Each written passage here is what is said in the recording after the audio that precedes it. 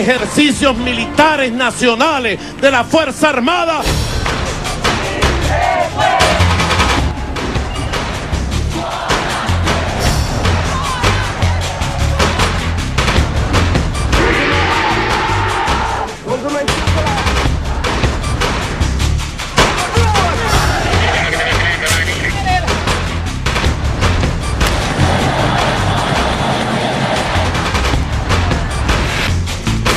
No sabemos lo que pueda pasar en este país.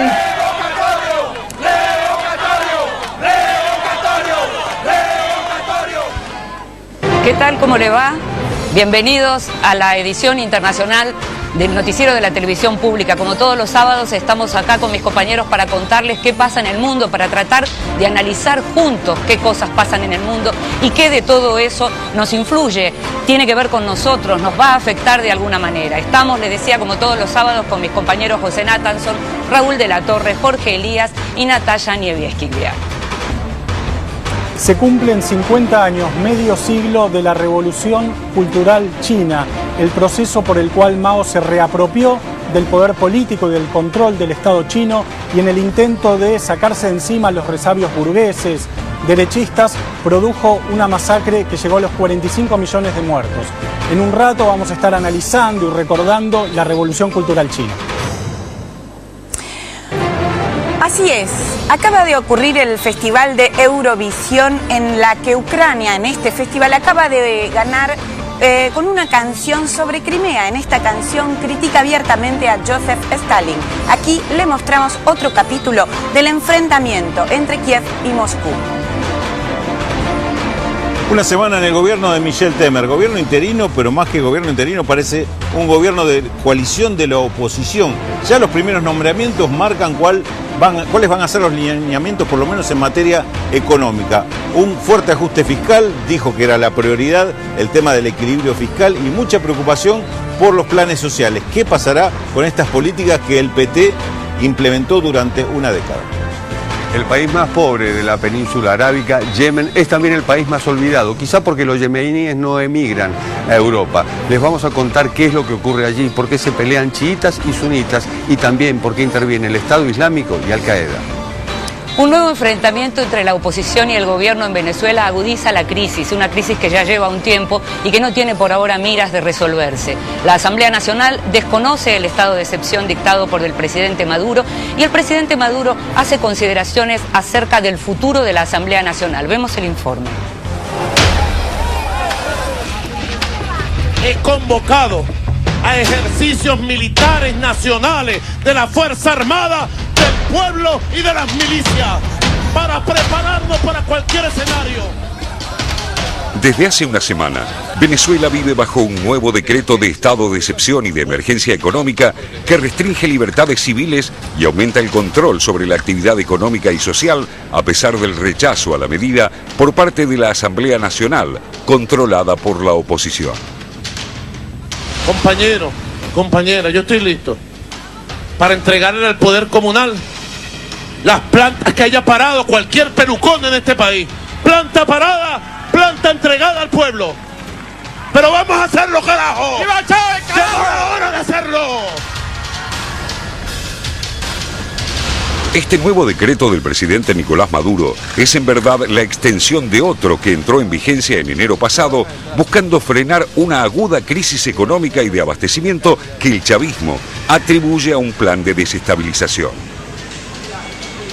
La medida aumenta el control del ejército y de los comités locales en la comercialización y distribución de productos de primera necesidad e incrementa los controles sobre las empresas privadas. Además, concede al Ejecutivo la posibilidad de restringir la movilidad de dinero en sus formas física y electrónica. La justificación de Maduro para aplicar esta medida, criticada por la oposición, excede los límites de la política interna. Su objetivo principal, aseguró, es neutralizar y derrotar la agresión externa que se cerniría sobre el país. Denunciar, neutralizar y derrotar la agresión externa, extranjera, que se ha iniciado contra nuestro país.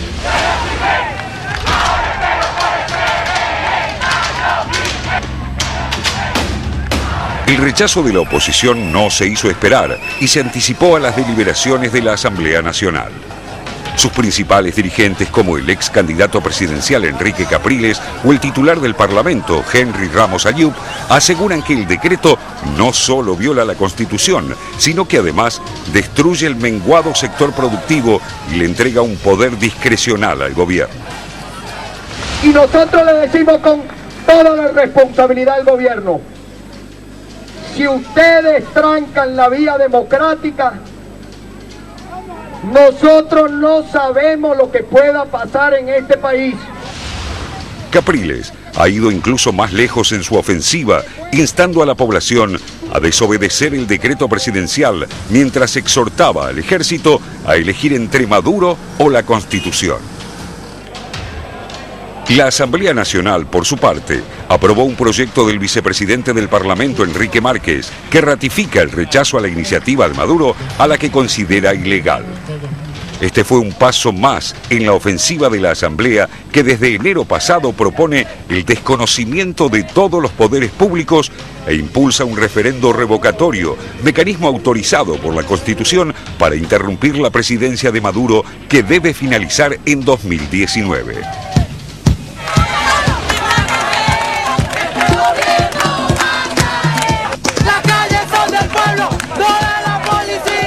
Y decidimos cambiar, y decidimos revocar, y constitucionalmente tenemos las herramientas constitucionales, democráticas, pacíficas para salir de este gobierno.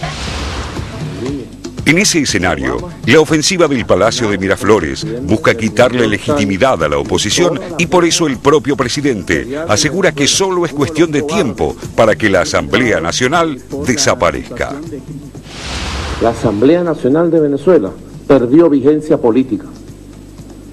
Es cuestión de tiempo para que desaparezca. Así lo creo.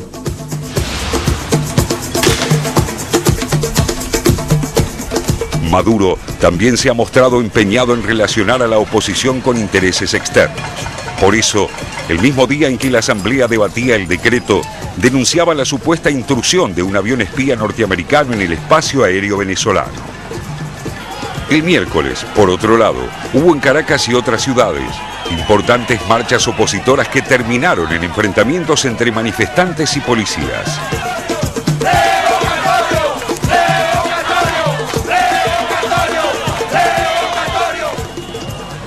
El conflictivo escenario está motivando varias gestiones internacionales simultáneas para mediar entre los bandos y evitar un desenlace violento. El expresidente del gobierno español, José Luis Rodríguez Zapatero, encabeza una de estas iniciativas y los expresidentes de Panamá, Martín Torrijos, y de República Dominicana, Leonel Fernández, otra en nombre de UNASUR. En medio de este choque irremediable entre ambas instituciones, el escenario económico se presenta como un protagonista más en la lucha de poderes. Según el Fondo Monetario Internacional, la economía se contrajo un 5,7% durante 2015 y se espera una merma adicional del 8% para este año, mientras la inflación se ha disparado con tasas anuales que rondan el 700%. Para paliar la crisis, el gobierno busca ahorrar divisas ante la caída del precio del petróleo, su principal fuente de ingresos.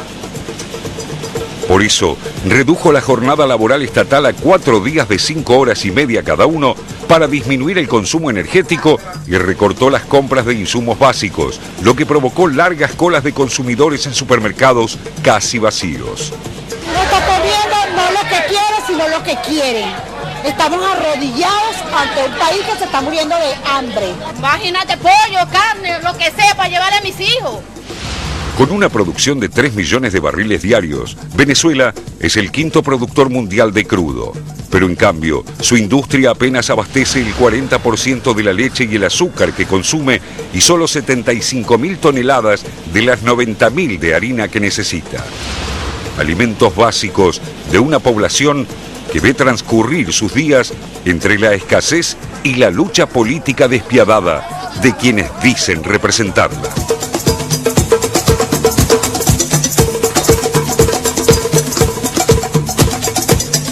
Esta semana los medios se entretuvieron bastante con algunas declaraciones. Primero con las declaraciones del ex canciller uruguayo y actualmente secretario de la OEA, Almagro, quien habló de la situación en Venezuela y habló de Maduro como finalmente si no concede el revocatorio sería un dictadorzuelo más. Maduro le contestó, la cosa subió un poquito de volumen y al mismo tiempo apareció el expresidente uruguayo José Mujica diciendo que estaba loco como una cabra Maduro, pero que en Venezuela estaban todos locos. ¿Están todos locos, José, en Venezuela? Bueno, yo creo que en parte sí, Inde. Vos sabés que hay un viejo adagio boliviano que me parece que se aplica a Venezuela que dice, el que dice que sabe lo que está pasando en Venezuela es porque está mal informado.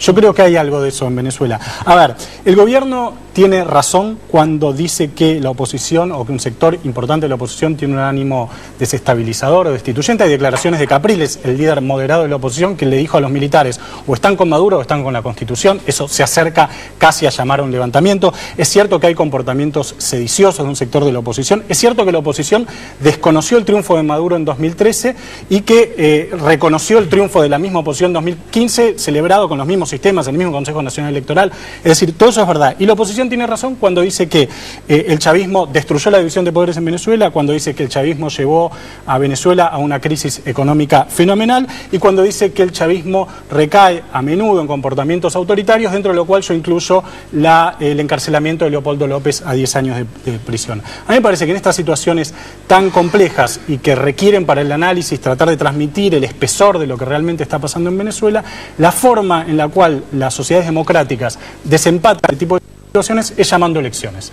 Hasta ahora al chavismo se lo puede acusar de un montón de cosas, muchas de ellas ciertas, pero siempre llamó elecciones. Cuando ganó reconoció y cuando perdió también reconoció, incluso cuando perdió por 1,5 puntos como el primer referendo de reforma constitucional de Chávez, el que perdió después volvió a ganar. Entonces, me parece que ese es el corazón de la cuestión. Sí. Y también me parece que cuando la región quiere acompañar y encauzar, es difícil medir la legitimidad o la legalidad de ejercicio de un gobierno democrático. Si el gobierno se deslizó hacia un autoritarismo... ¿Vos te referís a los pedidos, por ejemplo, de aplicar la Carta Democrática? Efectivamente. Ese tipo de cuestiones? En cambio, para que haya elecciones hay una serie de técnicas de organismos, está la OEA, está el Centro Carter, que te pueden decir, ¿las elecciones fueron limpias o no fueron limpias? Digamos, ¿no? Eso se puede medir. Es más difícil medir si Venezuela se convirtió en un régimen autoritario, semiautoritario. En cambio, entonces me parece que la línea roja son las elecciones. Mientras en Venezuela haya elecciones democráticas, limpias y transparentes, como hubo hasta ahora, y mientras las partes lo reconozcan... Sí. ¿Sí o no? Así pasamos al compañero sí. Raúl de la Torre. ¿En esas elecciones incluís el referéndum revocatorio al que está llamando la oposición? Yo creo que tiene que haber un referéndum revocatorio. Muy bien. Rulo. Lo que es indudable es que hay una crisis económica en Venezuela desde hace ya unos cuantos años que no ha logrado resolver el gobierno, y ahí es donde empiezan las controversias sobre la interpretación que se puede hacer. Acusar de crisis económica al gobierno o crisis económica provocada también por la acción sediciosa de la oposición. Hay un desabastecimiento que parece un desabastecimiento orquestado durante años que el gobierno, es cierto, fue incapaz de resolver.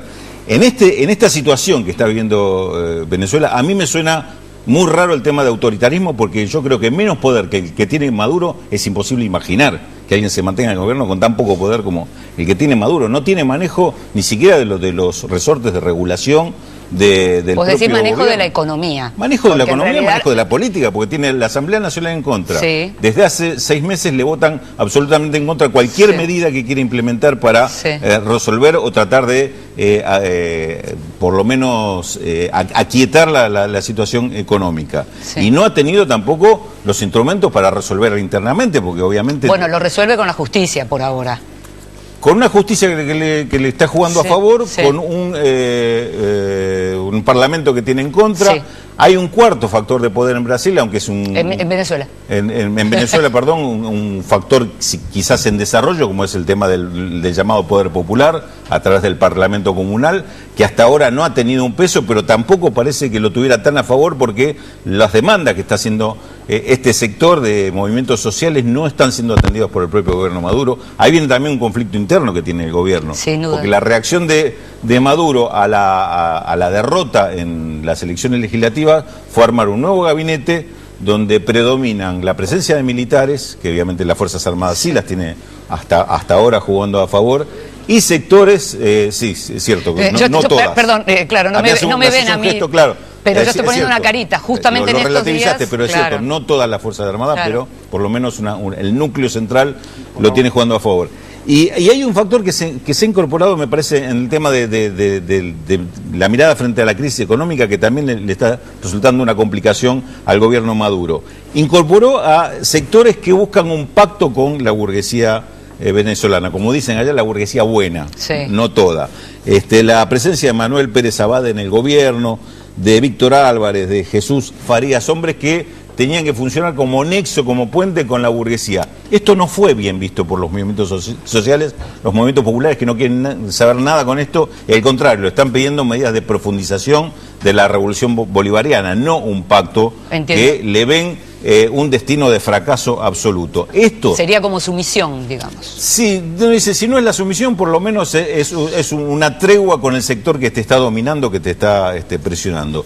Esto no fue bien visto y no le está saliendo bien al gobierno de Maduro, evidentemente esto tampoco. Con lo cual también resta peso en lo que puede ser el respaldo de los movimientos sociales, que sería el respaldo en la calle para sostener a este gobierno. Natalia, ¿vos creés realmente también, como está diciendo Raúl, digamos que Maduro cuenta con poco poder y que no, digamos que tener a la justicia en este momento de su lado no significa contar con el verdadero poder? A ver, yo con los compañeros tengo puntos de diferencias y también acuerdos, o sea, no acuerdo con que Maduro no tenga rasgos hoy autoritarios. Creo que es un presidente débil, si no, no ocurriría esta posibilidad de semejante polarización en Venezuela. Perdió el Parlamento, eso fue un golpe muy duro en más de una década de gobierno chavista, pero por el otro lado coincido con lo que dice José, con el hecho de que Venezuela ha sido hasta ahora una democracia donde se impone, muy cuestionado, porque creo que a Capriles se le robó la elección en pos de Maduro. Ahora bien, en este marco yo quiero hablar del rasgo humano de lo que está pasando en Venezuela con estos 3 dígitos de inflación. Los últimos sondeos dados por 3 universidades en un país que también cuesta encontrar encuestas serias, estamos hablando de que en 2015 había un 55% de los más de 30 millones de venezolanos sumergidos en la pobreza. Un 73% de los hogares venezolanos están sumergidos en la pobreza. Estamos hablando de que entonces el periodo de 2005 más o menos a 2013, que incluyó al gobierno de Chávez, que implicaba otro consenso social, un carisma diferente, una situación regional diferente, pero sobre todo económicamente diferente por el tema de los precios del petróleo, tuvo a Venezuela en una relativa estabilidad.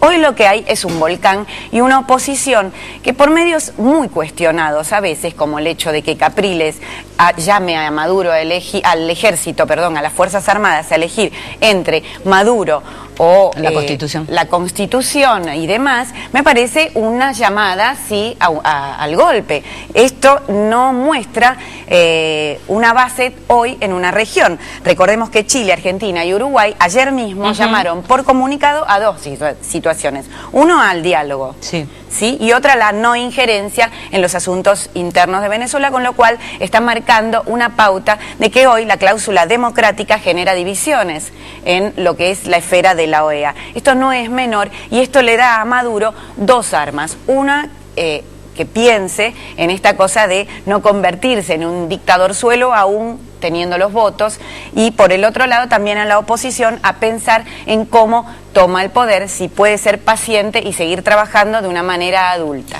Me gusta seguir un poco en esta dirección, Jorge, de lo que estamos hablando en relación a ¿es autoritario, no es autoritario? ¿Es democracia, no es democracia? Me gustaría saber tu opinión. ¿Es legal o es ilegal? Que es también la pregunta, Inde, en este caso. Y en este caso es legal el llamado al referéndum revocatorio. De hecho, es la Constitución que reformó Chávez. Chávez, recordemos que juró sobre la moribunda en 1999, reformó esa Constitución y en la nueva Constitución impuso que a mitad de mandato, es decir, a los 3 años, se puede convocar un referéndum revocatorio. ¿Cómo? Con 200.000 firmas. La oposición reunió 1.600.000 firmas. ¿Qué ocurrió en estos años? En 2004 hubo un referéndum revocatorio y Chávez lo ganó. Es decir, ganó el no. 59% de la gente dijo no, no quiero que se termine el mandato de Chávez y continuó. En este caso, ¿por qué se opone Maduro? ¿O por qué trata de dilatarlo, de postergarlo? Porque si el referéndum revocatorio se hace este año y Maduro pierde, Maduro tiene que abandonar el poder y se convoca elecciones presidenciales en las cuales puede ganar la oposición. Si el referéndum se hace en enero del año próximo, cuando Maduro cumple 4 años en el poder, quedaría por los 2 años siguientes el vicepresidente, es decir, continuaría el actual gobierno. Y ahí también esto que en muchos casos se puede ver como cortinas de humo, más allá de una guerra inverosímil, la invasión extranjera, la convocatoria a milicias populares y demás, creo yo, es una opinión personal, que esto es estirar un poquito el tiempo y estirarlo, aunque parezca mentira, hasta el año próximo para convocar a ese referéndum al que tiene que adherir sí o sí, porque esto lo dice la Constitución, pero al convocarlo y de hecho perderlo, bueno, quedaría el vicepresidente en su lugar. Vamos a seguir hablando de Venezuela, estamos hablando de una Venezuela post-Chávez y post-caída del precio del petróleo, ambas cosas que están influyendo definitivamente en lo que está sucediendo en Venezuela. Tenemos tanto para usted hoy en este programa, nosotros nos vamos a ir a una pausa, pero usted quédese ahí. Cuando volvamos en Televisión Pública Noticias Internacional, más sobre la crisis en Venezuela. En nuestros estudios, el periodista Pablo Stefanoni, director de Nueva Sociedad, analiza la problemática de ese país. Y además, el Brasil que viene. El presidente interino Michel Temer adelanta algunos lineamientos de su política económica. Busca reducir el gasto público y bajar la inflación. Se lo contamos luego de la pausa. Ya volvemos.